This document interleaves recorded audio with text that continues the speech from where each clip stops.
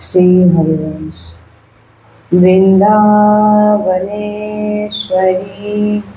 तवैव पदारे वृंदं प्रेमामृतेका मकरन्धरसोगपूर्णं हृदर्पितं मधुपते स्मरतापमोग्रां निर्वापयत्परं शीतलमाश्रयामि रसघनमोहनमूर्तिं विचित्रकेलिमहोत्सवोल्लासितं राधाचरण विलोलिता रुचिराशिखण्डं हरिं वन्दे। श्री राधा वल्लभ लाल की जय। श्रद्धा दिए हृदय दिए यदि केउ मेने नेय तो এই জন্মের সমস্ত কর্ম সংস্কার থেকে সে মুক্ত হয়ে যায় এবং পরম আনন্দ প্রাপ্তির যোগ্য হয়ে যায়। তাই প্রভুর বচনে মনন পূর্বক নিজের জীবনে আনুন। প্রভু বলছেন সবই ভালো সাধক। এই পাখাটা বন্ধ করে দিন, নাহলে শোনা যাবে। প্রভু বলছেন সবই ভালো সাধক, সবাই পরমার্থের প্রতীক, কিন্তু প্রভুর মতে সবথেকে শ্রেষ্ঠ সাধক উপাসক মহাপুরুষ তিনি, যিনি বিনা কামনাতে ভগবানের চিন্তায় ডুবে থাকেন। কোনো আশা নেই লোক পরলোক পূর্ণ মোক্ষ মুক্তি, কোনো আশা নেই। প্রভু বলছেন এমন ভাবনা যার হৃদয়ে আছে প্রভুর কাছে তিনি হচ্ছেন শ্রেষ্ঠ ভক্ত। অন্য কোনো আশ্রয় নয়, এ অনেক উচ্চ স্থিতি, নিরন্তর নিষ্কাম ভাবে কোনো ইচ্ছা নেই।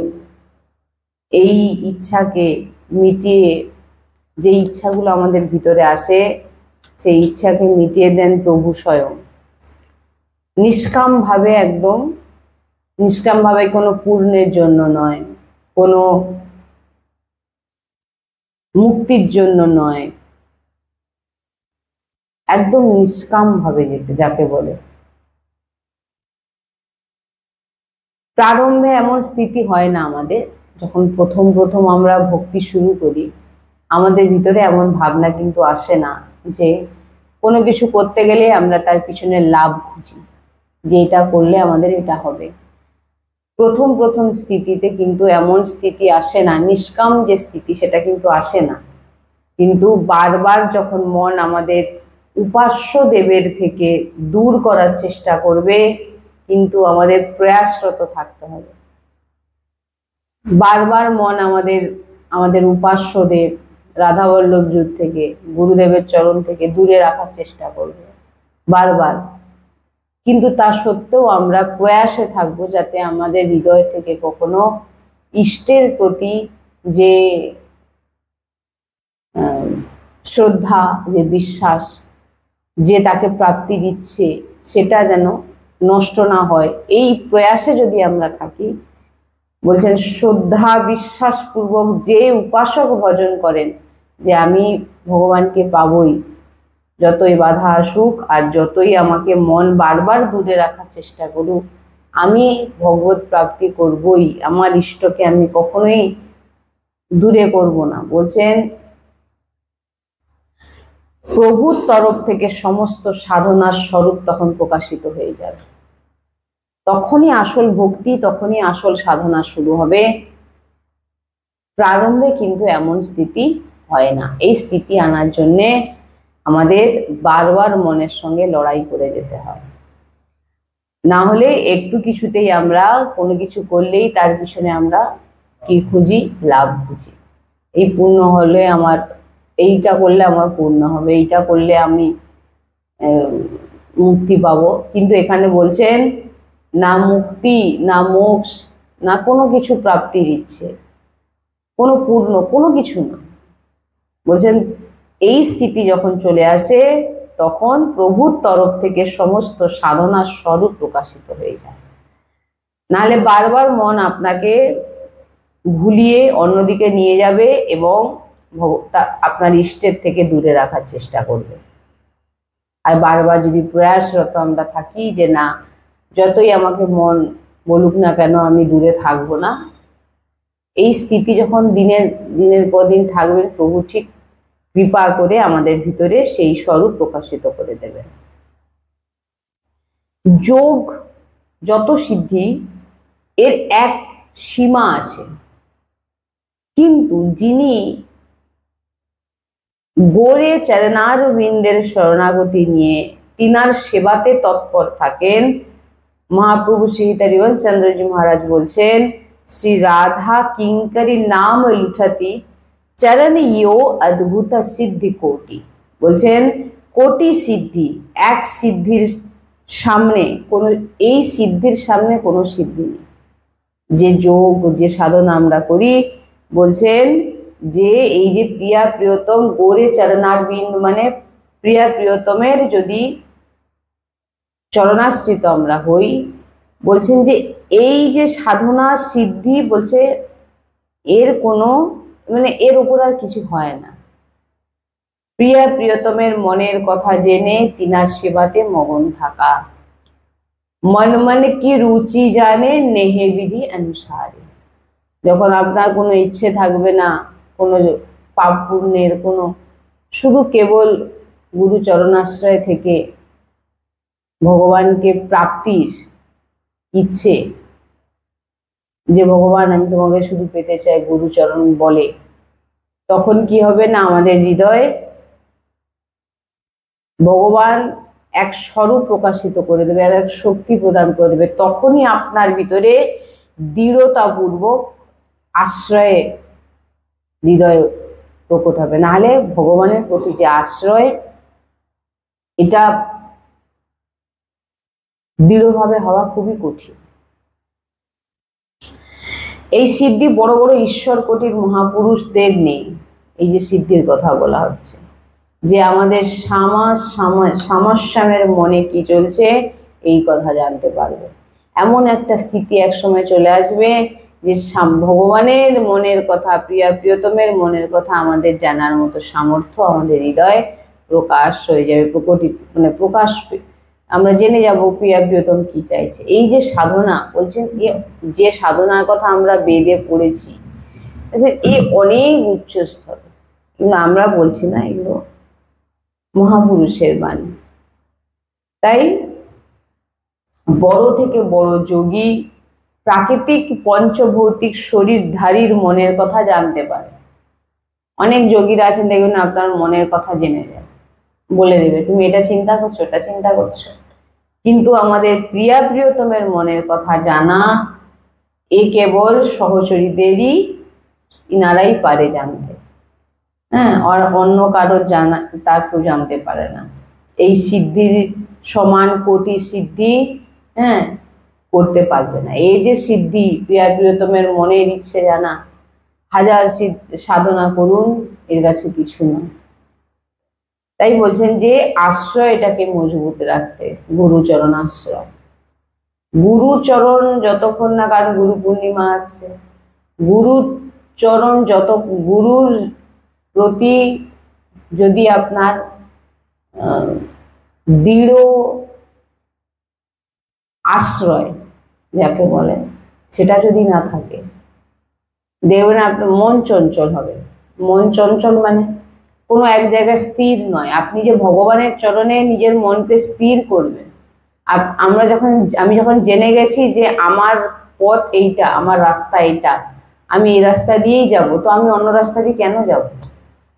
যাওয়ার তো দরকার, এই রাস্তা দিয়ে তো আমি তো রাস্তাটা খুঁজে নিয়েছি। তো যতক্ষণ না আশ্রয় মজবুত হচ্ছে, ততক্ষণ এমন স্থিতি আসা অনেক কঠিন। আশ্রয় মজবুত হতে হবে। মন চঞ্চল হলে কি হবে? আশ্রয় থাকবে না। এই জন্য বলছেন যে সব সিদ্ধি হাত জোড়ো করে দাঁড়িয়ে থাকেন। যদি আপনার হৃদয় থেকে যদি আপনি আপনার প্রিয়া প্রিয়তমের প্রতি আশ্রয় যদি মজবুত থাকে, একদম গুরুচরণে আশ্রয় যদি মজবুত থাকে, বলছেন সমস্ত সিদ্ধি হাত জোড় করে দাঁড়িয়ে থাকেন রাধা দাসীদের সামনে। আপনি তখনই রাধা দাসী হতে পারবেন যখন আপনি রাধা দাসীর শরণে যাবেন, রাধা সহচরীর শরণে যাবেন, তখনই আপনি রাধা দাসী হতে পারবেন। তখনই সম্ভব, যতক্ষণ না আপনি গুরুচরণ আশ্রয়ে গিয়ে গুরু যা যা বলছেন সেগুলো মানবেন, সে অনুযায়ী চলবেন এবং আপনার হৃদয়ের যে ইচ্ছে সেগুলোকে আপনি সব কিছু আপনি প্রভুর চরণে অর্পিত করে দেবেন। যতক্ষণ না এগুলো করবেন ততক্ষণ এমন স্থিতি আসা অসম্ভব। যেমন ভগবান শঙ্করের থেকে বড় কোনো যোগী আর নেই, শ্রী সুখদেবজির থেকে কোনো মুনি আর নেই, যোগীন্দ্র মুনীন্দ্র পরম গুরু ভগবান শ্রীকৃষ্ণ। তাই ইনাকে মহাযোগরাজ বলা হয়, ভগবান শ্রীকৃষ্ণকে মহাযোগরাজ যোগেশ্বর ভগবান শ্রীকৃষ্ণ, যিনার উপাস্য দেব, তিনার মধ্যে কোনো যোগ আর বাকি থাকবে, কোনো জ্ঞান বাকি থাকবে? কারণ যিনি ইনার শরণ নিয়েছেন তিনি এমন পূর্ণতম হন যে তিনার মধ্যে কোনো কমতি আর থাকে না। তাই এই জন্যই বলছেন যে ভগবান শঙ্করের মতো যোগী আর কেউ হয় না, শ্রী সুখদেবজি থেকে কোনো মুনি আর কেউ হয় না, কিন্তু ইনাদের যোগীন্দ্র মুনীন্দ্রের পরম গুরু হচ্ছে ভগবান শ্রীকৃষ্ণ। আর ইনার চরণে যে একবার আশ্রয় মজবুত করে নিয়েছে, হ্যাঁ, তো তার আর কোনো জ্ঞান বাকি থাকে না। কারণ বলছেন যে ভক্ত জ্ঞান নেই, যে ভক্ত বৈরাগ্য তাৎপর্য কাপড় পাল্টে এইগুলো বলছেন যে বৈরাগ্যের জিনিসটাই বোঝে না। বৈরাগ্য কাকে বলে? ভাবে যে কাপড় পাল্টে নিয়েছি আমার হয়ে গেছে। বলছেন বৈরাগ্যের তাৎপর্য শরীরের রাগ নষ্ট হয়ে যাওয়া। যতক্ষণ না শরীর থেকে রাগ নষ্ট হচ্ছে ততক্ষণ আপনার ভিতরে এই সহচরী ভাব, এই যে শরণাগত, এগুলো কখনো আসবে না, এগুলো আসা সম্ভবই না। প্রভুর আশ্রয় স্মরণ, প্রভু বলছেন আমার ভক্ত সব থেকে শ্রেষ্ঠ হয় যে আমার আশ্রয়ে থাকে, যে আমার স্মরণে থাকে। যে এমন ভক্ত হন তিনারা যোগ ভ্রষ্ট হন না, যোগেও ভ্রষ্ট হওয়া যায়। যারা যোগ করেন, যারা যোগী মুনি, তারাও ভ্রষ্ট হওয়ার ভয় থাকে, কিন্তু যারা শরণাগত হয়ে যায় তাদের ভ্রষ্ট হওয়ার ভয় থাকে না, কারণ তাদেরকে সামলান স্বয়ং ভগবান।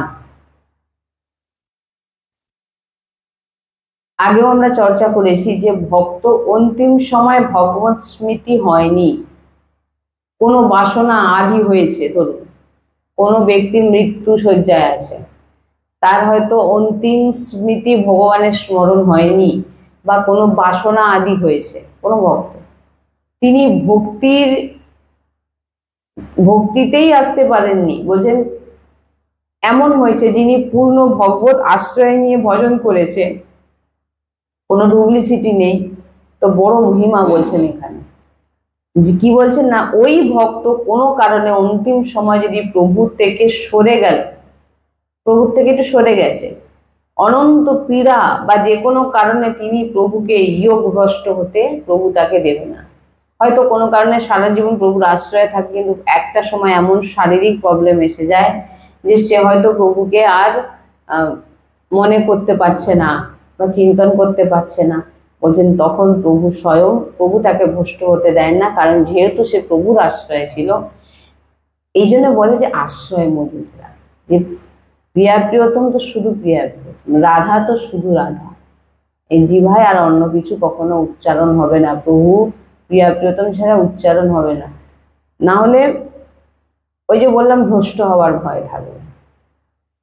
এদিক ওদিক হলে কি হবে, মন চঞ্চল হবে আর ভ্রষ্ট হওয়ার ভয় থাকবে। এই ভ্রষ্ট হওয়ার ভয় বলছেন যে বড় বড় যোগীরাও ভ্রষ্ট হয়ে, আমরা দেখেছি যে জলের নিচে তপস্যা করছে, একটু মৎস্যের মিলন দেখে তার হৃদয়ে এই যে ভ্রষ্ট হয়ে যাওয়া। এত বড় তপস্যা যে জলের নিচে বসে তপস্যা করছে, তিনারা যদি ভ্রষ্ট হতে পারে তাহলে আমরা কি। তাই বলছেন যে এই যে ভ্রষ্ট হওয়া, এই জন্য বলছেন যে একদম শরণাগত। আর গুরুজির ওখানে গেলে দেখতে পাবেন গুরুজির চারধারে যিনারা আছেন, তিনারা যা কখনো গুরুজিকে ছেড়ে কোথাও যান না, কোথাও যান না। এক রাধাবল্লভজির মন্দির আর গুরুজির আশ্রম, আর কোথাও না। কেন না, তাদের যাওয়ার দরকার হয় না। আপনি কোথাও কিছু পেলে সেখানে তো যাবেন, সবকিছু যখন আপনি গুরু চরণাশ্রয় করেছেন যখন, সেখানেই তো সবকিছু পেয়ে যাচ্ছেন, তো আপনার বাইরে আর কোথাও যাওয়ার প্রয়োজনই নেই কি। এই জন্য বলছি যে দেখবেন সবসময় গুরুজির আশেপাশে ঘুরছেন, গুরুজির সেবায় আছেন, সমস্ত ভক্তদের সেবাতে আছেন, রাধাবল্লভজির দর্শন, রোজ পরিক্রমা, ব্যাস এতটুকু। এতে কি হবে না, আপনার মন চঞ্চল হবে না। নাহলে কি হবে, মন চঞ্চল হবে, বিভিন্ন রকম সংশয় আসবে, না চাইলেও আসবে, আসবেই। হ্যাঁ, এই জন্যে আশ্রয়টাকে মজবুত ধরে রাখতে বলা হচ্ছে। আর যারাই আশ্রয় মজবুত নেই তাদের দেখবেন তারা ভ্রষ্ট হয়ে গেছে, কারণ আশ্রয় তার কখনো মজবুত ছিলই না। আশ্রয় এমন একটা জিনিস যে আশ্রয় আপনাকে ভগবত প্রাপ্তি করাবেই। আশ্রয় এমন জিনিস, যদি আপনি গুরু চরণ আশ্রয় দৃঢ়ভাবে নিয়ে নেন, বলছেন যে আপনি গুরুর সঙ্গে যখন জুড়ে গেছেন, এবারে গুরু কিন্তু আপনাকে সেইভাবে তৈরি করে দেবে ভগবত প্রাপ্তির জন্য। কিন্তু সেখানে আপনার মন যদি চঞ্চল হয়, আপনি যদি গুরুর বাউন্ডারি থেকে বেরিয়ে যান, সেখানে কিন্তু আর কিছু করার থাকে না। আশ্রয়টা তখন মজবুত হয় না, তাই না? আশ্রয় মজবুত হলে তখনই আশ্রয় মানেটা কি? আশ্রয় মানেই সব কেউ জানে, বলছে না এক ভরসা, এক আস, এক বিশ্বাস। একটি মাত্র ভরসা, একটি মাত্র আশা, আর একটি মাত্র আমাদের যে দৃঢ় বিশ্বাস, সেটা হচ্ছে আমাদের রাধারানীর চরণ। আমি যদি এখনই বলি রাধারানীর চরণে বিশ্বাস, আবার গিয়ে বলবো অমুক দেবতার পুজো, কাল তমুক দেবতার পুজো, এটাতে কিন্তু আপনি যদি দেখেন এটা কিন্তু আশ্রয় বলা হয় না। আশ্রয় বলতে এক ভরসা, এক আস, এক বিশ্বাস, আমাদের মাই সামাজিক করা। এটা কখন? যখন আপনি আপনার মন শুধু লাডলিজু ছাড়া অন্য কারোর দিকে তাকাবেও না, দরকারই হয় না। কখন দরকার হয় আপনার? যখন আপনি বলেন না, লোক গুরু পরিবর্তন নয়, গুরু কখনো পরিবর্তন হয় না। গুরুর তত্ত্ব ভগবানই, স্বয়ং ভগবান বিরাজমান থাকে। তো যখন আপনি ধরুন কোনো গুরু কাছে আশ্রয় নিয়েছেন, সেই গুরু কাছে আপনি সেই মার্গের স্থিতি, আপনি অনেক উচ্চ গতিতে চলে গেছেন, সে মার্গের স্থিতি হয়তো সে গুরুর কাছে পাচ্ছেন না, তখন সেই গুরুর কাছে আদেশ নিয়ে এক উচ্চকোটি মহাপুরুষের কাছে আপনি যেতে পারেন। একই তত্ত্ব দুরকম ভাবে বিরাজমান। হ্যাঁ, সেটা ঠিক বলেছেন। তো আপনি সেখানে যেতে পারেন, সেখানে গিয়ে আপনি গুরুর আশ্রয় নিয়ে সেই মার্গের স্থিতিতে, নাহলে আজকে এখানে আসলাম, পরিবর্তন আবার আরেক জায়গায় চলে গেলাম, সেখানে আরেক জায়গায় চলে গেলাম, কখনো আশ্রয় পূর্ণ হবে। যখন আপনার পড়ার যখন স্থিতি যখন অনেক উচ্চে উঠবে, তখন টিচারও আপনাকে লাগে। কিন্তু এবার এই নয় যে নিজেকে অনেক বড় ভক্ত ভেবে, না সেরকম গুরু নয়, আমি চলে গেলাম আরেকজনের কাছে, সে সাধনার কথা বলা হচ্ছে না। এইটা অনেক পরে, অনেক উচ্চ স্থিতির পরে এই জিনিসটার কথা বলা হচ্ছে, এটা এখনই বলা হচ্ছে না। তো এই জন্য বলছেন যে যখন কোনো আশ্রয়ে থাকবেন একদম মজবুত থাকবেন। আপনারা যদি হরিদাসী যান, বাগে বিহারী, সেখানে শুধু হরিদাস ছাড়া কিছু শুনতে পাবেন না। কেন শুনতে পাবেন? আশ্রয়, তাদের আশ্রয় কি? হরিদাস, স্বামী হরিদাস, বাঁকে বিহারী। তিনারা সবসময় বাঁকে বিহারীর নাম নিচ্ছে, সবাইকে প্রণাম করছে, কিন্তু তাদের ইষ্টকে বাঁকে বিহারী। এক অদ্ভুত। এই জন্য বলছেন যে, এই জন্য বারবার এখান থেকে বলা হয় যে শরণাগতিটাকে মজবুত রাখতে। শরণাগতিতে যদি গন্ডগোল হয় তাহলে ভগবত প্রাপ্তি তাতেও অসুবিধা, ভ্রষ্ট হওয়ার সম্ভাবনা থাকে। যিনি কেবল ভগবানের ভরসায়, কেবল প্রভুর বল, কেবল প্রভুই নিজের এমন মেনেছেন, কিন্তু অন্তিম সময় মন সরে গেছে, সে কোনো কারণে, যদি মন তার অন্য জায়গায় চলে যায়, তো বলছেন অত্যন্ত পীড়া অজ্ঞান অবস্থাতেও যে কোনো কারণে সে অন্তিম সময় প্রভুকে ভুলে গেছে, অন্তিম একদম ফাইনাল যা চিন্তা হবে সে সেটাই হয় আমাদের অন্তিম সময়। বলছেন হয়তো সে সবকিছু ভুলে গেছে, কিন্তু ওই ভক্তের আশ্রয় থাকার জন্য ওই ভক্ত কিন্তু কখনো ভ্রষ্ট হবে না, সে কিন্তু ভগবত প্রাপ্তি করবে। কারণ স্বয়ং ভগবান তিনাকে ভগবত প্রাপ্তি করতে সার বুদ্ধিতে বসে তিনি চিন্তন করাবেন। তার অবস্থা নেই চিন্তা করার, তার কোনো জ্ঞান নেই, সে পীড়ায় অজ্ঞানের মতো হয়ে আছে, তার অন্তিম বলছেন একদম ফাইনাল, তাকে তার কোনো চিন্তা, তাকে নিয়ে আর কাউকে চিন্তা করতে হবে না। এই কারণে যেহেতু সে সারা জীবন একটি আশ্রয় ছিল, একটি আশ্রয় থাকার কারণে কি হয়েছে না, অন্তিম সময় কিন্তু প্রভু তার ব্যবস্থা, প্রভু স্বয়ং তার বুদ্ধিতে বসে অন্তিম সময়ের চিন্তা ফাইনাল, কিন্তু এখানেও পরিবর্তন করে দিতে পারে ভগবান, যে অন্তিম সময় হয়তো সে একদম অন্য সে নেই, কিন্তু সে বেঁচে আছে, তার চিন্তা করারও ক্ষমতা নেই, বা হয়তো কোনো চিন্তা, হয়তো শেষ চিন্তা যেটা করেছিল তারপর আর কোনো চিন্তা করতে পারে না, ওই চিন্তাটাকেই ধরা হবে। তো ভগবান কিন্তু সেই তার বুদ্ধিতে বসে, যেহেতু সে আশ্রিত ছিল সারা জীবন, ভগবান তার বুদ্ধিতে বসে কিন্তু সেই ভগবানের চিন্তা জাগিয়ে রাখবে এবং ফাইনাল অন্তিম সময় তার ভগবত প্রাপ্তি হবে।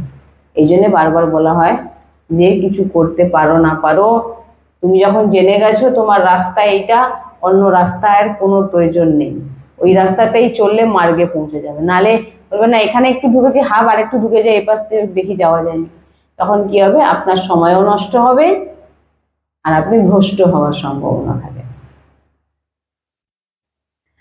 বলছেন ওই সময় স্বয়ং প্রভু তিনার স্মৃতি রূপে জাগ্রত হয়ে যায়, যে আশ্রিত ভক্ত তিনি ভুলে গেছেন, কিন্তু আশ্রিত ভক্তকে ভগবান কখনো ভোলেন না, তাই তিনি স্মৃতি রূপে জাগ্রত হয়ে থাকেন তার বুদ্ধিতে।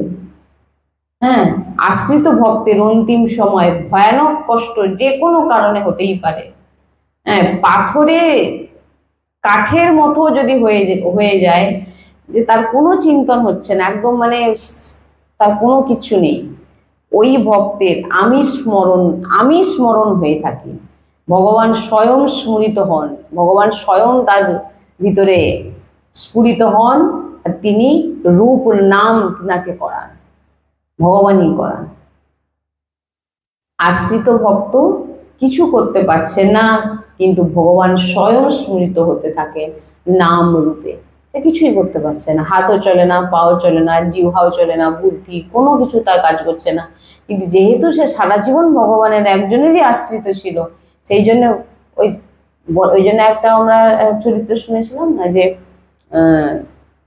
কুয়োতে ঝাঁপ দিয়ে দিয়েছিল এক ভক্ত গুরুর কথা, সে তো পারতো যে না ও ঝাঁপ দেবো না, আমি অন্য গুরুর কাছে চলে যাই, অন্য গুরুজির কাছে চলে যাই, সেখানে গেলে আমাকে এরকম তো বলবে না, আপাতত মরতে তো বলবে না, কিন্তু সেই গুরুকে সে মেনে, গুরুর বাক্য মেনে, সেই কথা শুনে সে লাভ দিয়েছিল বলেই সে রামের দর্শন পেয়েছিল, ভগবানের দর্শন পেয়েছিল, এবং গুরুর জন্য প্রসাদ নিয়ে এসেছিল, রাম ভগবান স্বয়ং থালায় সাজিয়ে গুরুর জন্য প্রসাদ পাঠিয়ে দিয়েছে।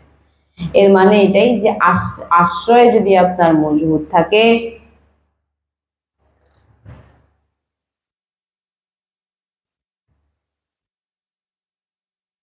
ভগবান স্বয়ং বলছেন অন্তিম সময় ভয় থাকবে না, আশ্রিত ভক্তদের অন্তিম সময় কোনো ভয়ের কারণ নেই, সারা জীবন একটি আশ্রয়, একটি নামে, একটি স্থানে বসে থাকুন, অন্তিম সময় নিশ্চিন্তভাবে আপনার শরীর কাজ করুক আর না কাজ করুক, পাথরের মতো হয়ে যাক, কাঠের মতো হয়ে যাক, প্রভু তার কাছে তিনি তার নিয়ে চলে যাবে একদম নিশ্চিন্ত। আশ্রিত ভক্তর যে গতি প্রাপ্ত হয় অন্য কেউ এই গতি প্রাপ্ত করতে পারে না। যিনি আশ্রিত হয় তিনার যে গতি প্রাপ্ত হয় অন্য কোনো সাধনাতে অন্য কোনো কিছুতে সেই গতি প্রাপ্ত করা যায় না। ভগবান দেয় না সেই গতি সবাইকে। যারা আশ্রিত হন তাদেরকেই দেয়। যারা আশ্রিত হন তারাই শ্রেষ্ঠ ভক্ত। ভগবান প্রথমেই বলছেন আশ্রিত ভক্তই আমার কাছে শ্রেষ্ঠ। কেউ যোগ সাধন বল করেছে, তারাও ভগবানের কাছে প্রিয়। কিন্তু যারা কিছুই করতে পারছে না, শুধু প্রভুর আশ্রয়ে থাকে, প্রভুর নাম রূপে থাকে, প্রভু বলছেন আমার কাছে শ্রেষ্ঠ ভক্ত তারাই। আর তারা যে গতি প্রাপ্ত, তাদেরকে যে আমি গতি দিই, অন্য কেউ ওই গতি প্রাপ্তি করতে পারে না। যে ভক্ত জীবনভর আমার আশ্রয় নিয়ে ভজন করার চেষ্টা করেছে, সে অন্তিম সময়ে কফ আদি বেড়ে যাওয়ার কারণে সে আমার স্মরণ মৃত্যুর সময় করতে পারে না। তো আমি তখন স্বয়ং তাকে স্মরণ করাই এবং নিজেও স্মরণ করি। ভগবান স্বয়ং বলছেন যে ভক্ত জীবনভর আমার স্মরণ করেছে, আমাকে ছাড়া অন্য কোনো কিছু করেনি, আমাকে ছাড়া কাউকে চেনে না, বলছেন এমন, আর আমাকে পাওয়ার চেষ্টা করেছে, বলছেন অন্তিম সময়ে কফ আদির কারণে যে কষ্ট পীড়ায় সে মৃত্যুশয্যায় থাকে, হ্যাঁ, আমাকে স্মরণ করতে পারে না, তার সে অবস্থা থাকে না, ওই সময় আমি তাকে স্মরণ করি, আমি তাকে চিন্তন করাই। আমি স্বয়ং স্মৃতি রূপে জাগ্রত হই। যদি আমি না করি তবে আমার থেকে কৃতজ্ঞ আর কেউ নয়। ভগবান বলছে আমি না করলে তার কে আছে। এই ভাবটা কখন আসবে? যখন আপনি কেবল তিনার আশ্রিত থাকবেন, তখনই তো প্রভু বলবে যে আমি ছাড়া তো ওর আর কেউ নেই। তাহলে আপনি অনেক লোককে ধরে রেখেছেন, তখন প্রভু তো বলবে যে না, এ তো অনেক আছে, আমি না থাকলেও তার চলবে, কারণ সে আমার আশ্রয় নিয়ে আছে, আমাকে ছাড়া সে কাউকে চেনে না। এক নিষ্ঠা, আমাদেরও একটা নিষ্ঠা আছে। গুরু পরম্পরায়ও আপনারা দেখবেন, না আমরা কোথাও যাই, না কোথাও বসি, গুরু ছাড়া আমরা কোথাও যাইও না আর কোথাও বসিও না। কেন? আমরা জানি যে এত দূরে থাকলেও গুরুর সৎসঙ্গ, গুরুজির বলা দিনচর্চা, সৎসঙ্গ, আরতি, পুজো, ব্যাস এতটুকু। যে সংসার ধর্মে আছে, সংসার ধর্মে যা যা সেবা কাজ, ব্যাস। আমাদের একটা দরকার নেই। তো দরকার আছে কি? অন্য কোথাও আমার কোনো প্রয়োজন তো নেই, আমি তো সবকিছু আমার পেয়ে যাচ্ছি। আর আমার সাধনা বলুন, ভজন বলুন, ভগবত প্রাপ্তি বলুন, এই জায়গা থেকেই হবে। তো আমরা অন্য জায়গায় আর কি লাভ আছে? দেখবেন আমাদেরও একটা নিষ্ঠা আছে। নিষ্ঠা কোনোদিন, এক হচ্ছে সন্ত বচন, যেখানে সন্ত বচন সেই স্থানে পাবেন। এছাড়া আমরা গুরুবাণী ছাড়া কোথাও যাইও না, শুনিও না, কারণ আমাদের কোনো দরকার হয় না। নিষেধ নেই, সেটা নিজেদের ইচ্ছে, কিন্তু আমাদের যে একটা নিষ্ঠা, যে আমাদের একটা আশ্রয়, আমরা যে গুরুর বচন ছাড়া অন্য কিছু আমরা অন্য শুনি না। সবাইকে প্রণাম, কিন্তু না, প্রভুর শ্রীমুখ থেকে যা কিছু বেরোয় সব সত্য। ভগবান স্বয়ং বলছেন আমার স্মরণে যে থাকে, আমার আশ্রিত যে হয়, আমি তাকে দেখি, আমি সেই আমার শ্রেষ্ঠ, এবং তাকে আমি যে গতি প্রাপ্ত করে তাকে, আর সেই গতি আমি অন্য কাউকে দিই না। ভগবানের বাণী কখনো, ভগবান যেটা বলে সেটা কখনো মিথ্যে হয় না। জীব কল্পনা মায়াকৃত বুদ্ধিতে দোষ দিতে পারে, কিন্তু যখন আসল রহস্য সে জানবে তখন সে অনুভব করবে, মানে তার অনুভব হবে। তাই এই কথা অনেক আনন্দ প্রদান করে যে হয়তো যে কোনো পরিস্থিতিতে ভুলে যাই, আমরা ভুলে যেতেই পারি ভগবানকে, কিন্তু ভগবানের আশ্রয় যদি আপনি এতটুকু যদি সঠিকভাবে আশ্রয় নিয়ে থাকেন, তাহলে কিন্তু ভগবান আপনাকে কখনোই তিনার কথা ভুলতে দেবেন না, আশ্রয় যদি ঠিক থাকে। যার মধ্যে একটু নিজের বলের ভরসা আছে, নিজের বলে আমি করে নেব, আমি পূর্ণ করে নেব, আজকে অমুক দিন অমুক জায়গায় তীর্থে অমুক জায়গায় যাব, করে নেবো, অনেক পুণ্য অর্জন করে নেব, নিজের পুরুষার্থের জিতেন্দ্রিয়ের সাধনা সদাচার, আমি বড় তপস্বী জ্ঞানী ভজনানন্দী, ইনি ভজন বলছেন, কিন্তু ইনি একটু হলেও নিজের বল, ইনিও ভজন করছেন, ইনারাও কিন্তু ভজন করছেন। ইনারা কি ভজন করছেন? সাধনা করছেন, সদাচার ভজনানন্দী তপস্বী যোগী, ইনারাও ভজন করছেন, কিন্তু ইনাদের মধ্যে একটু হলেও বলছেন নিজের বল রয়েছে, আমি করছি।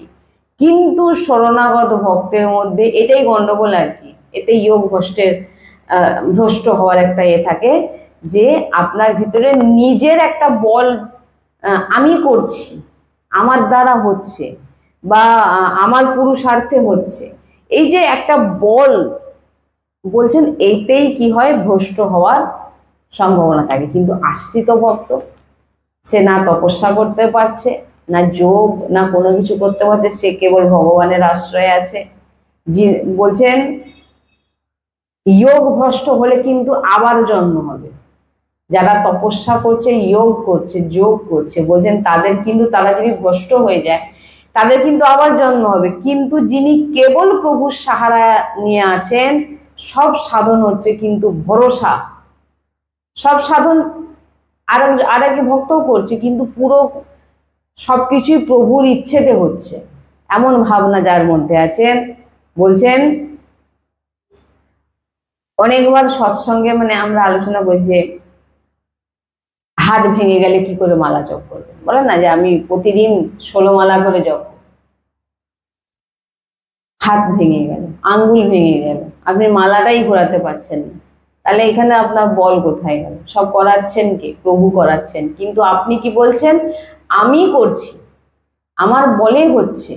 বলছেন এই যে ভাবনাটা, নিজের বল আছে, এইটাই হচ্ছে গন্ডগোল হয়ে যায়, ভ্রষ্ট করে দেয়। এই জন্য বলছেন যে এই নাশবান শরীরের উপরে একদম ভরসা করতে না, আশ্রিত হয়ে যান। হচ্ছে যতটা হচ্ছে হচ্ছে, বাদবাকি তিনি জানেন। এত 2 হাত তুলে দিন, স্যালেন্ডার, আমি তো কিছুই পারি না প্রভু। নাম জপ করছেন, এখনই হাত ভেঙে গেল, আর জিভ প্যারালাইসিস হয়ে গেল, জিভ উল্টাতেই পারছেন না। এই নাশবান শরীরের উপর তো ভরসা নেই কোনো, না এই আছে ভালো, এই ভালো নেই। এই জন্য আমি করছি এই বল না নিয়ে, এমন ভাবনা না ভেবে, হে প্রভু তুমি যা করাচ্ছ তাই হচ্ছে, যা হচ্ছে তোমার বলে হচ্ছে, যতটুকু করছি তুমিই করাবে, আর যা করব না সেটাও তুমি জানো। আমাদের কোনো সামর্থ্য নেই, কিন্তু সে প্রত্যেক সেকেন্ডে সে ভজন করছে, কিন্তু তার মধ্যে ভজন ও বল, নিজের যে হৃদয় থেকে যে আমি করছি, এ ভাবনাটা তার ভিতরে নেই, আশ্রিত। এই জন্য বলছেন, আর যারা আশ্রিত হয় প্রভুর, যারা রাজলিজুর আশ্রিত হয়, বৃন্দাবনের আশ্রিত হয়, তাদের আর কোনো কিছু দরকার হয় না। যে মার্গে তারা চলে গেছে গুরু কৃপায়, সেখানে ভগবত প্রাপ্তি তার নিশ্চিত। কিছুই পারি না, যেখানে যাও কিছু জানি না, কেবল গুরু আশ্রিত, এতটুকুই আমাদের কাছে আছে। গুরু চরণ আশ্রয়, গুরুর দেওয়ার নাম, আর কিছু নেই। যতটুকু হচ্ছে গুরু কৃপায় হচ্ছে, লাড্ডিজুর কৃপায় হচ্ছে, ব্যাস, আর কিছু জানি না। এর উপরে আর কোনো ভজন নেই। বলছেন দেখেন, ভজন সাধন কিছু নেই, আর কোনো কিছুর দরকার নেই। আমরা তো মনে করি কিছু দরকারই নেই আমাদের। বৃন্দাবন থেকে লাখ কোষ দূরে আছি, কিন্তু নিরন্তর যদি আমি বৃন্দাবনেই থাকি, আমার বৃন্দাবনই প্রাপ্ত হবে, বৃন্দাবন স্বয়ং আসবে এখানে, আর যেখানে যাব সেখানেই বৃন্দাবন হবে। কেননা বৃন্দাবন আমাদের উপর কৃপা করেছেন, তাই আমরা বৃন্দাবনের আশ্রিত হয়েছি। লাখ কোষ দূরে থাকতে পারি, দেহ হয়তো এখানে যেখানে হোক চলে যেতেও পারে, দেহ যেখানে যেতে, তা বলে কি বৃন্দাবনের বাইরে আছি বলে রাধা নাম করছেন, বৃন্দাবনের আশ্রিত, তার সে কি বৃন্দাবনবাসী, বৃন্দাবনবাসী না? বলছে যেখানে যত দূরে যে অবস্থায় থাকো, তুমি বৃন্দাবনের আশ্রয়ে যদি থাকো, প্রিয়া প্রিয়তমের আশ্রয়ে যদি থাকো, তোমার যদি দেহ, যেখানে তুমি দেহকে ছাড়ো না কেন, তুমি কিন্তু বৃন্দাবনেই যাবে। আর বৃন্দাবন বাস যদি কেউ নেয়, সে তো আর কিছু বলারই নেই। কিন্তু যারা দূরে আছে, সবাই তো বৃন্দাবনে বাস করতে পারছে না। কারোর পরিবার আছে, কারো বিভিন্ন প্রচারে, কেউ বিভিন্ন রকম ভাবে দিকে সে জড়িয়ে আছে, তো সেতে বাস করতে পারছে না। যারা বাস করতে পারছে তাদের তো অশেষ কৃপা, যারা বাস নাও করতে পারছে, দূরে থেকে ভগবানের লাডলিজুর নাম নিচ্ছে, বৃন্দাবনের নাম নিচ্ছে, তাদের উপরও কিন্তু একই কৃপা, বাস করলেও যে কৃপা হচ্ছে, আর সে দূরে থেকে সব সময় বৃন্দাবনের চিন্তা করছে, সেও কিন্তু বৃন্দাবনেই তার অন্তিম তাকে কিন্তু সহচিরীগণ বৃন্দাবন স্বয়ং আসবে তাকে, যেটা আমরা শুনেছি গুরু। তাই নিষ্ঠা এই জন্য আমি সবসময় বলি যে নিষ্ঠাটাকে ঠিক রাখতে। নিষ্ঠা যদি এদিক ওদিক হয় তো সাধনাও এদিক ওদিক হবে, ভ্রষ্ট হওয়ার সম্ভাবনা থাকবে, মন চঞ্চল হবে। হ্যাঁ, আপনি যে স্থির একটা জায়গায় যে ধরে রাখা, এটাই হচ্ছে মেন জিনিস। এটা তখন কি হবে, থাকবে না থাকলে কি হলো, আপনি তো সব একই হয়ে গেলেন। নিষ্ঠা মানে কি? নিষ্ঠা মানে বুঝতে পারছেন কি বলছি? নিষ্ঠা একটা নিষ্ঠা হয় যে আমি প্রসাদ পাই, আমার এটা নিষ্ঠা, আমার গুরু নির্দেশ, প্রসাদ পাই না, না নিরামিষ হয়েছে তো আপনি পাবেন, প্রসাদ না হলে আপনার নিষ্ঠা, আপনি প্রসাদ ছাড়া পান না কোথাও, এটা নিষ্ঠা। সেই রকম নিষ্ঠাকে যদি ঠিক না রাখা হয় তাহলে কি হবে, মন চঞ্চল হবে। আজ এক জায়গায় আপনি নিষ্ঠার এক কথা শুনলেন, কাল এক কথা শুনলেন, আপনার মন কি হবে, চঞ্চল হয়ে যাবে, নিজেকে স্থির রাখতে পারা যাবেই না, এটা হয় না কখনো। তো আজকে আমরা সৎসঙ্গে শুনলাম যে কিভাবে নিষ্ঠাকে বজায় রাখতে হয়, স্থির মনকে রাখতে হয়, একাগ্র চিত্তে রাখতে হয়, কোনো দরকার নেই, কিছুর প্রয়োজন নেই। ভগবান আমাকে এই যে আমাকে দেখিয়েছেন, এই যে শোনাচ্ছেন, এই যে এইটুকুকেই আমি নিতে পারছি না ঠিকভাবে, আর কি প্রয়োজন আছে? তো নিষ্ঠা, শরণাগতি, এগুলো যদি হৃদয়ে থাকে, আপনি যেখানেই বসে থাকুন না কেন সেখান থেকে আপনার ভগবত প্রাপ্তি হয়ে যাবে। কারণ ভগবান স্বয়ং বলছেন, যিনারা আমার শরণাগত, আমার নিষ্ঠায়, আমার শরণাগত, আমার স্মরণে থাকে, আমি তাকে ভগবত প্রাপ্তি করাই। আর যে গতি আমি তাকে দিই, সেই গতি আমি অন্য কাউকে আর দিই না। বড় বড় যোগী তপস্বীদেরকেও আমি সেই গতি প্রাপ্ত করাই না। শ্রী রাধা বল্লভ লাল কি